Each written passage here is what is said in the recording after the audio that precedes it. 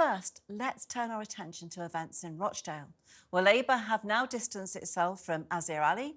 Joining me now to discuss this is TalkTV's political correspondent, Elisa Fitzgerald. So, Elisa, tell us, what is actually happening? Can you tell us what Labour have actually said? Yeah, so obviously we'll remember up until yesterday, Labour were really backing this candidate. They were saying he just got swept up in a conspiracy theory, he's apologised, we still stand by him and he's still going to be our candidate at this by-election.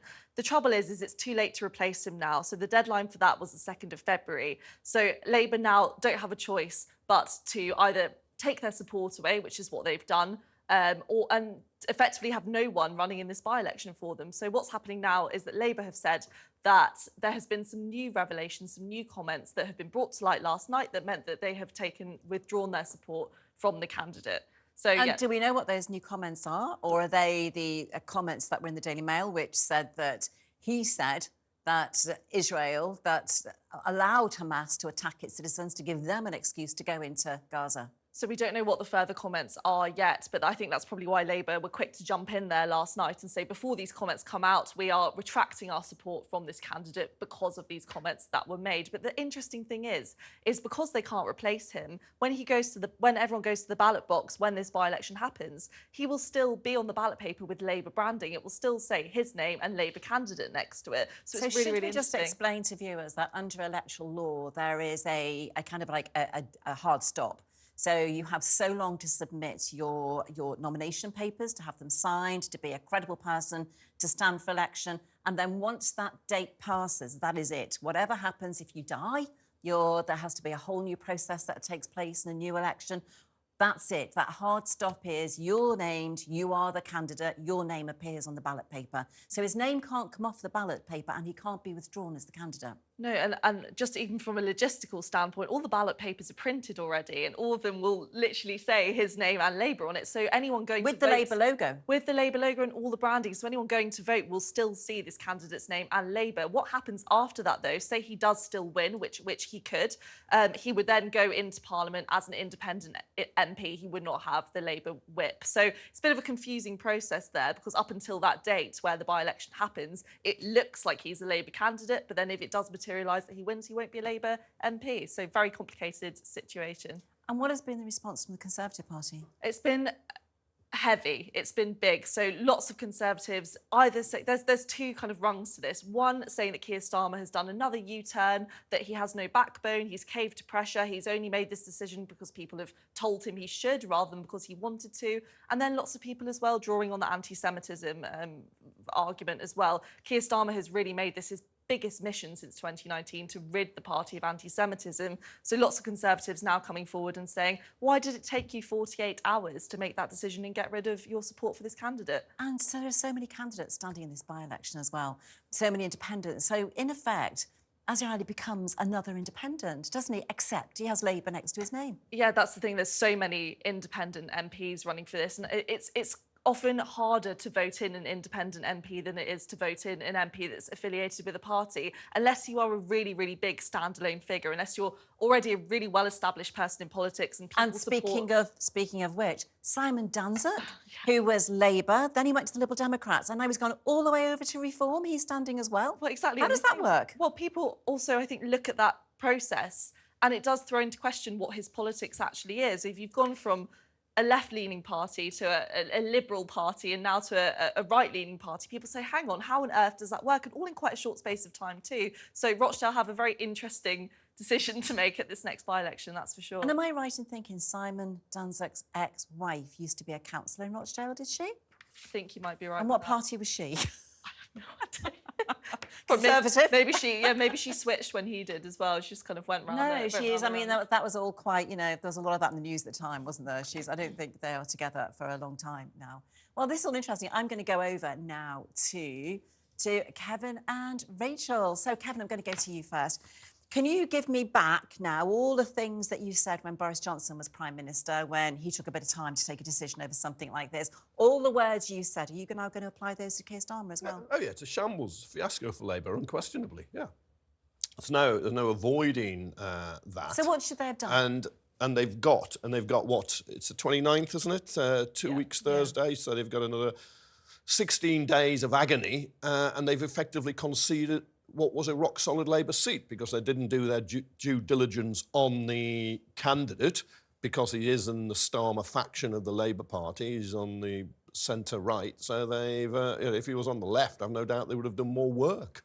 And they had an excellent candidate to choose from in Paul Wall. Former journalist on The Independent, I agree. Journalist, yeah, honestly, he's Yeah. like, we don't agree on anything politically, but he's one of the nicest men in Westminster. Oh, I'm pretty certain you wouldn't have found him saying anything like this. And of course, you know, Azhar Ali espoused a real conspiracy theory, a crackpot, cranky conspiracy theory. But then the other stuff that is coming out is Jewish influence in the media and so on, which are very old tropes. Now, and that's what Keir found out last night. Pushed him over the edge because we only had part of the recording. Now, as Louise Ellman, a former Labour MP in Liverpool, who's Jewish, says 20 years he's been a big supporter of me in the battle against anti-Semitism. This is all out of character, and she thinks it's a mistake to now Labour to abandon him in this. Thinks this. Yep, because she's saying it's out of character. But nevertheless, if you're Keir Starmer and you have made such a big issue of tearing anti-Semitism out of Labour by its roots, as he said, this is hugely embarrassing. There's no way around it. But now, as you mentioned, Simon Danczuk, when he stood as an independent, because Labour kicked him out over sexting, other questionable behaviour. He was the Rochdale MP. 2015, when he stood as an independent, he got 1.8% of the vote. And he lost his £500 deposit. There's no great love for him. But you also have now standing, and I'm sure, out of fairness, we'll do all the candidates at some point, you have also George Galloway, who is standing very much on a pro-Palestinian, anti-Israel ticket. He's another ex-Labour MP. You've got three sort of ex-Labour Party people now in this by-election, but you haven't got an official Labour Party candidate. Well, I'm surprised at Louise Ellman because, you know, I'm sure on that argument it was very much as a character for Chris Pincher to pinch another gay man's bub in a par. You know, is that, you've never done it before? Is that a character? If that's the excuse you're going to use, then nobody would ever be held to account for anything. But wasn't Lisa Nandy actually out campaigning for Azhar Ali on Saturday? Because it was scheduled, and she was going to do it, and then they get contact. The Labour Party gets contacted by the Mail on Sunday, which revealed the tape of a Labour councillors' meeting, at which I also believe Ali was arguing councillors concerned about Starmer's position on Gaza shouldn't defect from the Labour Party. He's trying to keep them in, But they learned about this and it went ahead, I think, because in one way they weren't quite sure what was happening, thought at the time, because it is, as Alicia was explaining, he's on the ballot paper. You can't remove him from the ballot paper. Any day now, the postal votes will be going out with him there as the official Labour Party candidate and the little rose logo next to him. It's an incredible mess for Labour. What can you read through to wider issues around Starmer and the Labour leadership? I think that's the real question, because it comes after the protracted death of the 28 billion green power promise, which was given a very slow funeral. I mean, that cortege went on and on and on before they finally got round to burying the policy. If you're going to bury it, it should have been buried weeks or months ago. Well, do you know, Kevin, we'll come back to that because there are a number of questions I want to ask about that. I'm going to go to Rachel. Rachel, what impact do you think this is going to have on the general election? And do you think people in Rochdale, like we like to think, don't we, that everybody's watching the news and like the world is tuned in to TalkTV right now, but do you think the wider population in Rochdale will actually be paying any attention to this? That's a very good question. I mean, I think you mentioned this councillor, this candidate, was trying to say to other councillors, don't abandon Starmer because of his position on Israel. Don't abandon Labour. Yeah, sorry. That is, I think, the unspoken here, which is that Keir's mission to clean house of anti-Semitism has been pushed back by the pro-Palestinian cause that has swept the campuses, that has swept the left. And I think that this councillor has got himself sucked into some terrible wormhole online, which has basically said, you know, we don't need to repeat the trope. But how do we know that? Wait. How do we know that isn't secret? No, because I had people ringing me on Sunday repeating exactly this trope when I was doing an hour on Israel. I've been shown it. We've been shown it. We've been shown adverts online that say, Americans, please come and buy this property in Gaza. There is a ton of stuff online. So essentially, you've seen a Starmerite, Labour, sensible politician being radicalised by what's happened since October the 7th. And Starmer is like a rabbit in headlights. He hasn't realised this has happened. And he's blind, because this was a Starmerite, to the actual anti-Semitism that is being repeated, that is sweeping the world.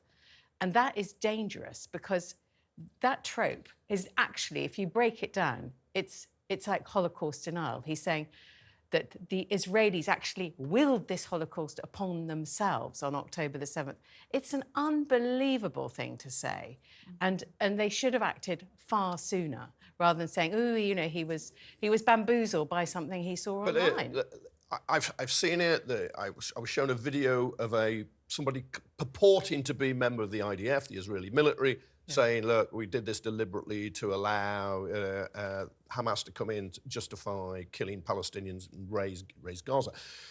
But you've got to think that initially there was a little question mark, I'll put it no bigger, a little question mark of whether he was anti-Semitic because he was talking about Israel and not Jewish people. But then later the comments about Jewish people quite clearly are anti-Semitic. But you can't say Starmer hasn't acted when he has left Labour without a candidate in a safe Labour seat. I mean, you probably can't. So do we think then, Kevin, and this is a legitimate question, I believe, when all this furore has died down, when this story is forgotten, in a couple of weeks after the election takes place, and say he is elected by many of the people in Rochdale thinking he's the actual Labour candidate, because it says Labour above his name, will he suddenly have the whip introduced? No. You don't think he will ever be... Do you think Keir Starmer will ever embrace him into the Labour Party? Not now. And what if a general election arrives in, say, May? And he's got a 20,000 majority. Labour will run an official candidate. No, I think that's it. He's out for 5, 10, 20 years, unless he wins back the trust and the hearts of the Jewish community, but you're not going to be able to do that in a matter of months. Do I think it'll have an impact on the general election? No. I think the inflation figures tomorrow, whether we're in recession on Thursday, will have a bigger impact. And of course, we do know there are two by-elections on Thursday in Conservative seats with big majorities. The Conservatives could lose. I think that's probably going to be more telling where we're going politically, or where the country's going, than what happens in Rochdale.